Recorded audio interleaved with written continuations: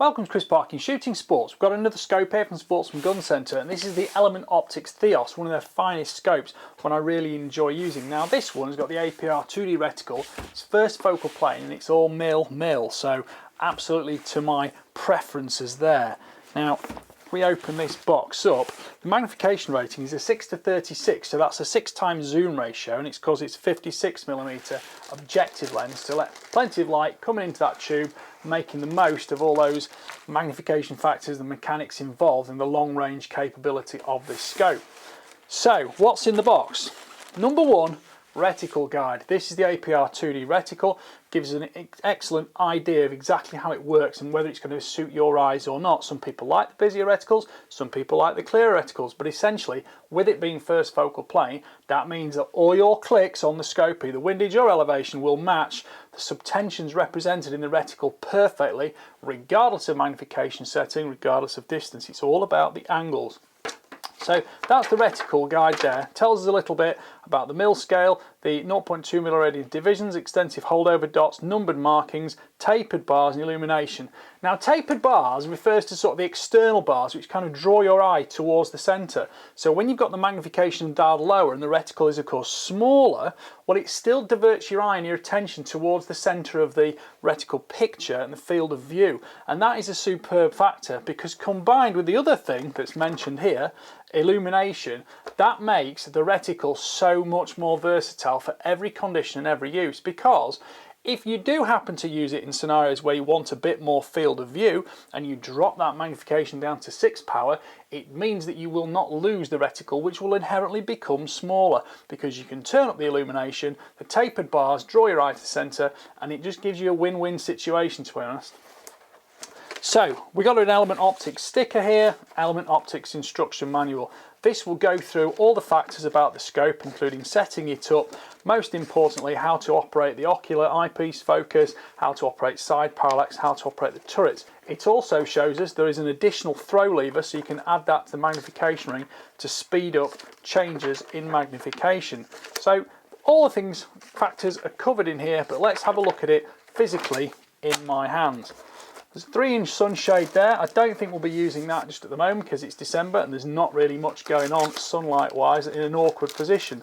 But other factors we've got are more interesting. We've got the little sort of ghost ring thread protector, we've got an Allen key, and we've also got an iris adjuster here which allows us to actually change the objective aperture to give you slightly more depth of field. Last but not least, there is a neoprene stretch over cover to protect your optic, but here is the optic itself. Now what's most unusual visually about the Theos is it's kind of got this, how shall I call it, it's like a great white shark colour, it's like a sort of off grey, and it really differentiates it from a lot of other optics out there. I've never seen another optic in this colour. You see a lot of black optics, you see a lot of optics sort of cerakoted, flat dark earth, things like that, but this one really stands out. Right, I'll just put this box to one side. So looking at these things here, let's just show you the accessories that are included. So this is the aperture iris, whatever you'd like to call it. That's a threaded insert there, so that will thread in here, and essentially for anybody who knows about cameras and things like that, you can change the aperture to change the depth of field, and it doesn't matter too much if you're shooting long distances, things like that, but if you've got very close range or you want to be changing with more focal detail across different distances, and this is regardless of the adjustable focus parallax control on the side, this gives you more inherent natural depth of field. Now, of course, you might say, well, it's restricting light entering the tube, but yes, it does very slightly, but it doesn't affect the field of view, and it does give you that slightly larger depth of field, which some people will definitely prefer. The other little additional accessory here is a little thread protector ring. Just pop this out the bag. Look at this more in the details in a moment, but it's got windage adjustment under a cap there. And if, for example, you don't want to use that cap permanently, want to leave it to one side, there's a little thread protector that goes on under here and covers that up, so make sure you're not going to damage that thread at all, and you're not going to use it, it's not going to pick up dirt, dust, things like that. And you effectively change a dial adjustable scope to an adjustable turret scope for windage as well as the elevation. So, looking a little bit back at it now, this is a 34mm main tube, gives us lots of space for the internal tubes to move around, gives you more elevation travel. I'll add all the statistics and data specifications in the description for this scope, but the other factors that we're keen to cover are things like this. It's got a fast focus eyepiece at the back that allows you to get an absolutely crisp reticle picture. There's a throw lever as described here on the magnification collar, which goes from 6 to 36 power, and those throw levers are a really popular modern feature a lot of scopes cover, because it makes it so much faster to dial the scope down to get that immediate field of view to pick up a target, and then if you need to, you can quickly dial in for the more precision aiming solution, especially if you're spotting your own bullet impact or splash on the target itself or into the backstop even. This one is the milliradian adjustment. It's got milliradian clicks on it. That's 1 centimetre at 100 metres, which is 0.1 milliradian. And then these go all the way round, offering us 12 milliradians per rotation. You can also see there's a little lever here, and when that goes into the second rotation, can you see how that little lever clicks past to show you in the second rotation? And the second rotation obviously then reads on 12, 13, 14, 15, 16 milliradians, etc. Now there is also a zero stop on this scope, so once you have zeroed it, so say for example my scope is now zeroed there after it's gone on the rifle, lift that off the top, and that then, when you put the turret back down, offers you a zero stop with just 5 clicks below centre. So that is automatically easy to set up, very fast in use. Now for the moment I'll just pop that back on there because this isn't on the rifle yet. I'm going to be putting it on a rifle shortly and taking it out shooting over the next few days. Left side we've got the parallax control here, and that dials all the way up to 1000 and it dials all the way down to 10 metres. Now 10 metres means you can use this on air rifles as well, which you will necessarily be using at much shorter distances. A lot of people see me review scopes and say, oh, that's a very expensive scope for an air rifle or a rimfire. But I would actually say, interestingly, that those are some of the rifles that you might actually be doing the most dialing with over the most distance changes, because they have a much more curvature to the trajectory, and you will appreciate all this dialing capability so much more, as well as that close range parallax control, which means that down at 10 metres you can still use absolutely full magnification and get a crystal clear picture. Because many of you may have experienced scopes in the past, especially those with minimum 50 metre parallax adjustment, or in fact non-parallax adjustable at all, and of course you dial it down to 3 power, or in this case it would be 6 power, but you have to dial down to minimal magnification, and even then it's not necessarily in clear focus because you're at physically too short a distance for it to be in focus. That is the great joy of parallax adjustability, and it is also the enjoyment of close range parallax adjustability like the 10 metres available here. Now this has illumination control on it, and that's controlled by this external push button on the end here. If I remove this cap, CR2032 battery goes in there. One isn't actually supplied, but that's not such a big issue because you'll probably want to keep a few spares anyway through the life of the scope, and that will go under there. And then you've got push button illumination and intensity control, and I'll see you about that when I've got it out, get it in the full review. Now you can see on the bottom here it actually says made in Japan. That is a massive reassurance of quality and optical capability of any optic from years past, and it still stands up now as one of the finest manufacturers in the world. So I'm looking forward to seeing this, using it when I've got it on the rifle, got it zeroed up, and start shooting through some multiple distances. Just to cover this, the last thing, obviously once you've actually set up your windage adjustment, take that little dial out there, this will lift off, turn that round until it's 0, pop it back in position at 0, screw the cap back in, and then we have got left and right travel from the point of zero, and we've got there 5 milliradians to the left or 5 milliradians to the right. Having a little look at the overall specifications on this scope, those are the main details there which we can see. So magnification 6 to 36 times, main tube diameter 34 millimeters. Again, that's what gives you a lot of physical travel for the internal tube mechanisms in there to move up and down in an angular fashion. Objective lens is 56 millimeter, and the exit pupil, which is the piece you can see projected back out to your eye, goes from 8.8 to 1.6 millimeters from 6 to 36 times magnification. Eye relief is 74 to 89 millimeters, and that is ideal because it generally carries the traits that it will give you a very, very forgiving eye box. And although it's maybe not 100 millimeters of eye relief that some people think Magnum is required, generally speaking, the types of rifle you'll be using a high-end optic like this on will either have a muzzle brake on if they are heavy recoil and be a heavy rifle, or be a fairly light recoiling rifle, and there are appreciable benefits to that 90 millimeter maximum eye relief. Field of view is at 100 yards 20.3 to 3.4 feet, or in metre terms that's 6.8 to 1.1 metres width at 100 metres, and the click value, as said before, is either quarter MOA if you have the MOA version of the scope, or this one is the 10th milliradian version with 10 millimeters at 100 meter clicks. You can of course choose the scope in minutes of angle or milliradians, whichever you prefer, and the minutes of angle will suit those who prefer that unit, milliradians will suit those who prefer that unit. But the reticles are exactly made to fit either the MOA version or the metric milliradians version, so you're never going to have any problems of doing secondary conversions on your mathematics. Overall adjustment travel in the elevation is 100 minutes of angle on the MOA scope, or 29 milliradians for the actual metric scope. That's the one we see here, and that's going to give me a lot of adjustment for shooting at different distances. Windage adjustment range is 40 minutes of angle, or 11.6 milliradians, and the minimum parallax, as we've discussed, is 10 meters.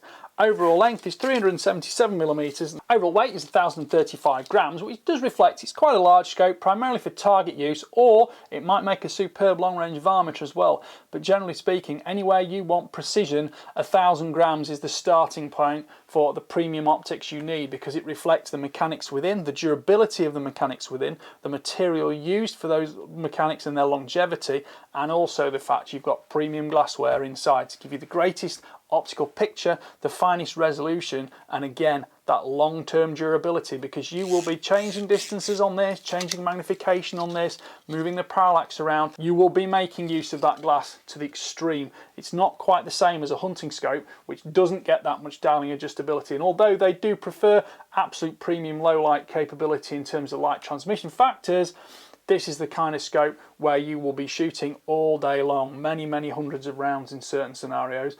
That's where you need that relaxed factor of the versatile eye box at the back and the assurance of those clicks all day long to either dial off or aim off for windage corrections and differences in elevation requirement at different distances you're shooting.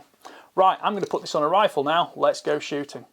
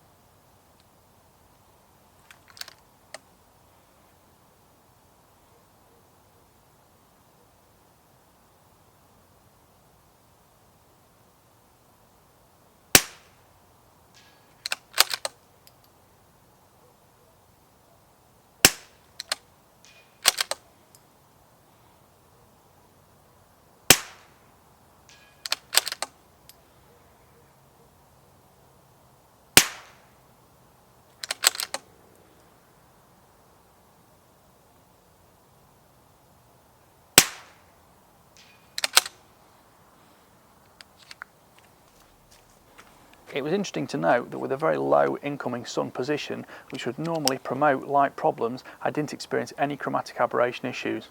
it was also great to be able to see bullet impact both on the target and when I missed in the splash behind as well, and I had no issue picking up missed point of impact with the ability to either aim off or dial off quickly and immediately, both of which corresponded perfectly because in the first focal plane you can't make any magnification setting mistakes.